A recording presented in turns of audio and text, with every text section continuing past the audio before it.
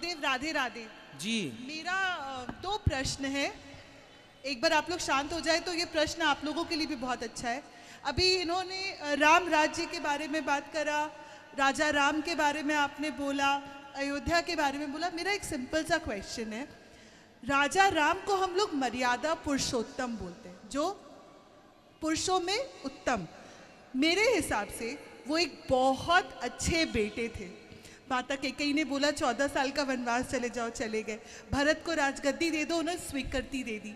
उन्होंने अपने भाइयों के लिए क्या नहीं करा, अपने बेटे होने का पूरा कर्तव्य निभाया।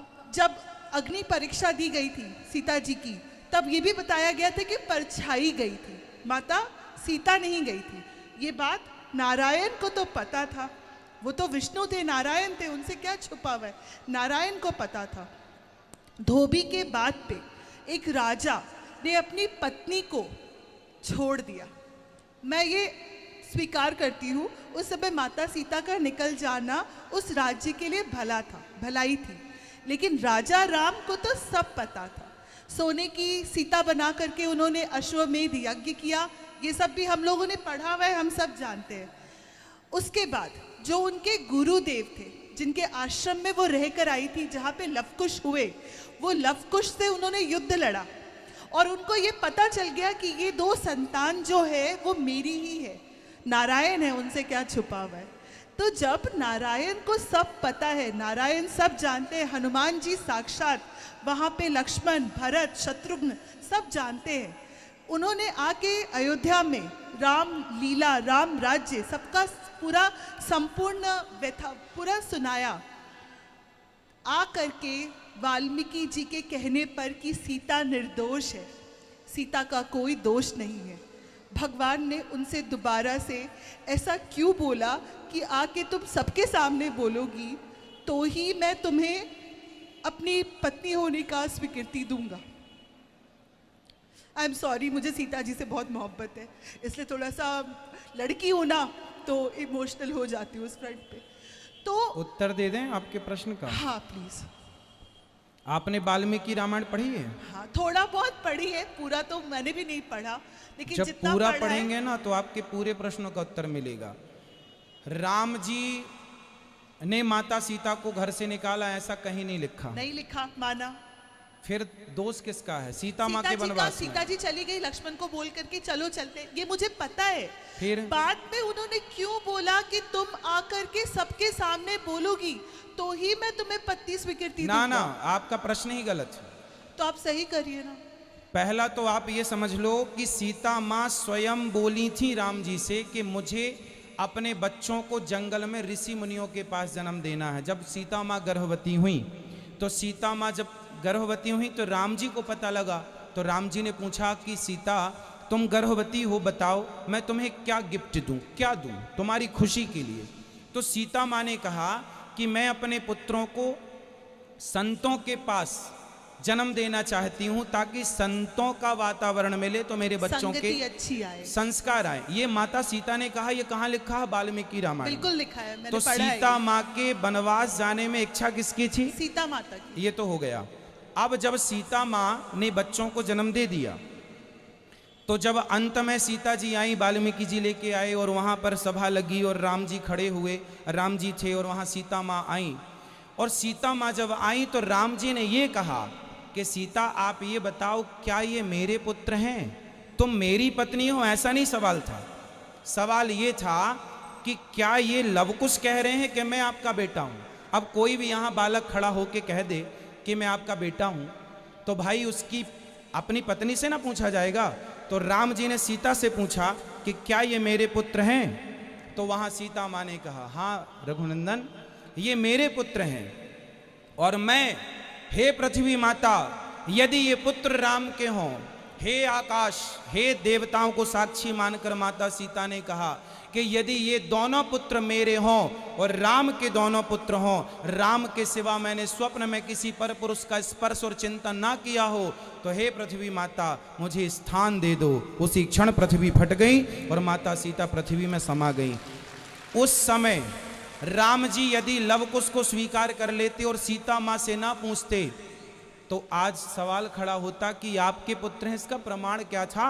समाज पूछती, राम को सीता से संदेह नहीं था, राम को सीता मां पर डाउट होता तो राम जी उसी दिन वनवास भेज देते जिस दिन रावण के घर से आए हैं, फिर गर्भवती क्यों हो गई? इसका मतलब ये हुआ कि सीता मां पर राम जी को कोई संदेह नहीं था, लव कुश पर भी डाउट नहीं था, पर एक बार पूछना जरूरी था। समाज को संदेह था तो समाज के संदेह को क्लियर किया। जी, इतनी सी बात पे क्या माता सीता अपनी माता को बुला करके वापस चली जाएंगी? क्योंकि वो लीला पूरी हो रही थी। आप समझो, राम जी आए थे अपनी लीला करने। राम जी धरती पर कितने वर्ष रहे बताओ? रहे उन्होंने अपने बाद अपने पिता 11,000 वर्ष तक। और जब सीता माँ धरती पर समाई उस समय राम जी के 11,000 वर्ष की लीला पूरी हो चुकी थी। अब वो लीला पूरी थी तो जाना था, वो लीला थी। उसके बाद पिता की दी हुई आयु दशरथ जी की थी, वो 2,000 वर्ष वो पूरी की हाँ, थी। ये मुझे पता है कि उन्होंने अपने पिता की, तभी काल आए थे और उनसे पूछा था कि अभी भी रुकना है कि फिर चले सोचो, वापस? आप तो ये भी सवाल कर सकती हैं कि लक्ष्मण जी तो साथ में रहते थे, अंत में लक्ष्मण जी को भी त्याग दिया था राम जी ने। वो तो मुझे पता है, हाँ, काल खुद ही। तो वो त्याग नहीं था, एक्चुअली वो लीला पूरी हो रही थी, वो एक बहाना था। हाँ। वो सीता माँ का जाना भी एक बहाना था। ठीक है, मेरा एक और प्रश्न है। आई एम सॉरी अगर तो आप इस सवाल से संतुष्ट हुई? थोड़ा प्रश्न थोड़ा, पूरा क्यों नहीं? पूरा क्यों नहीं? मैं पूछूं? हाँ हाँ, ये खूब मुझे पूछिए। मना कर रहे हैं। ना ना ना, अच्छा, अब इसमें संतुष्ट पूरी हुई कि नहीं? को क्या क्लियर करना? और क्लियर नहीं करना? नहीं, और कुछ नहीं और कुछ नहीं क्लियर करना। कृष्ण जन्म के पर आते, माता यशोदा ने अपनी पुत्री खो करके कृष्ण को 14 साल तक पूरा प्यार दिया। ऐसा विवरण है कि वो माता कौशल्या का रूप था, जो 14 साल वो नहीं करी थी, वो इस युग में उन्होंने पूरा कर दिया था। जब तक भगवान ग्वाल बाला कहलाते हैं, तब तक वो माता यशोदा के लल्ला कहलाते हैं।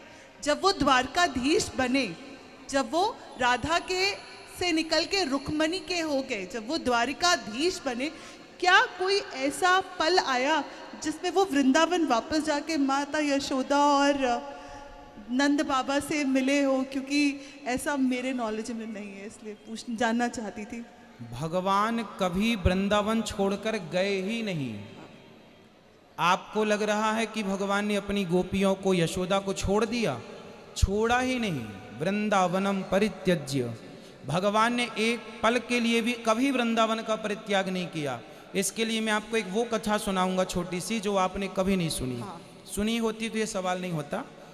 जिस समय भगवान श्री कृष्ण को लेकर वसुदेव जी आए, आपको पता है यशोदा ने कन्या को जन्म दिया था। हाँ।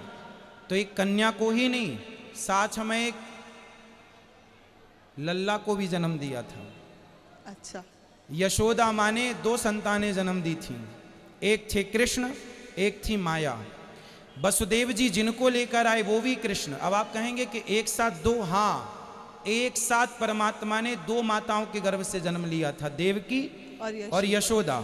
ये बात सुनने के लिए आप लिए रहो माइक, आप लिए रहो। ये बात सुनने के लिए आपको बैक में जाना पड़ेगा। जब चित्रकूट में राम जी बैठे और कैकेयी माँ रोने लगी, तो राम जी ने कैकेयी माँ से कहा, माँ क्यों रो रही हैं? बोले, मैं अभी तक आपने मुझे माफ नहीं किया। राम जी ने कहा, कर दिया माँ, गलती नहीं है आपकी। कैकेयी माँ ने कहा कि यदि आपने मुझे माफ कर दिया है तो एक वचन दो कि अगले जन्म में आप मेरे पुत्र बनकर आओगे। तो कैकेयी माँ ने बीच में एंट्री मार दी। उस समय राम जी की प्लानिंग हो चुकी थी कि अगले जन्म में यशोदा का बेटा बनना है। फिर आनन फानन में राम जी ने ये वाला लीला इसको सेट की, इनको देवकी बनाया और देवकी के गर्भ से, माँ तेरा जन्म तो लूंगा पर तुम्हारा दूध नहीं पीऊंगा। तो भगवान को यशोदा माँ ने भी जन्म दिया था और देवकी माँ ने भी जन्म दिया। जब वसुदेव जी लाए तो वो दोनों के कन्हैया मिलकर एक हो गए। और जब भगवान यहाँ से गए तो देवकी के कन्हैया तो द्वारिकाधीश गए, पर यशोदा के कन्हैया कहीं नहीं गए। फिर सवाल ये खड़ा हुआ कि यदि कहीं नहीं गए तो गोपियाँ रोती क्यों हैं, यशोदा माँ रोती क्यों है कि मेरा कन्हैया? वो एक्चुअली एक लीला थी ये बताने के लिए। जैसे भगवान राम रो रहे हैं, हे सीता रावण ले गया ना, हे सीता कहाँ हो, हे खगमृग हे मधुकर श्रेणी। राम को पता नहीं था कि सीता रावण ले गया। रो क्यों रहे हैं? लीला थी। गोपियां क्यों रोई? इसलिए कि रोकर ये बता सकें कि दुनिया वालों, भगवान को पाना हो तो मेरी तरह रोना पड़ेगा। रोना सिखाने के लिए उन्होंने ये लीला की। तो गोपियां हों, यशोदा माँ हों, ये परम आराध्य हैं, ईश्वर की परम भक्त हैं। और ये एक क्षण के लिए उद्धव जी को गोपियों ने अपने बगल में कृष्ण दिखाए थे। यशोदा के बगल में कृष्ण हैं, उनके आसपास हैं। केवल लीला थी, ये गूढ़ बातें हैं। आपने पूछी, हमने कथा में कई बार ये सब चीज़ें सुनाई हैं, पर ये रहस्य है, गूढ़ चीज़ें हैं। कृष्ण एक क्षण के लिए यहाँ से अलग नहीं गए, ना तब ना अब। क्या राधा और रुक्मणी एक ही थी? हाँ, देवी भागवत के अनुसार जो राधा थी वही रुक्मणी थी, वही राधा है वही रुक्मणी है, एक जरा सा भी अंतर नहीं।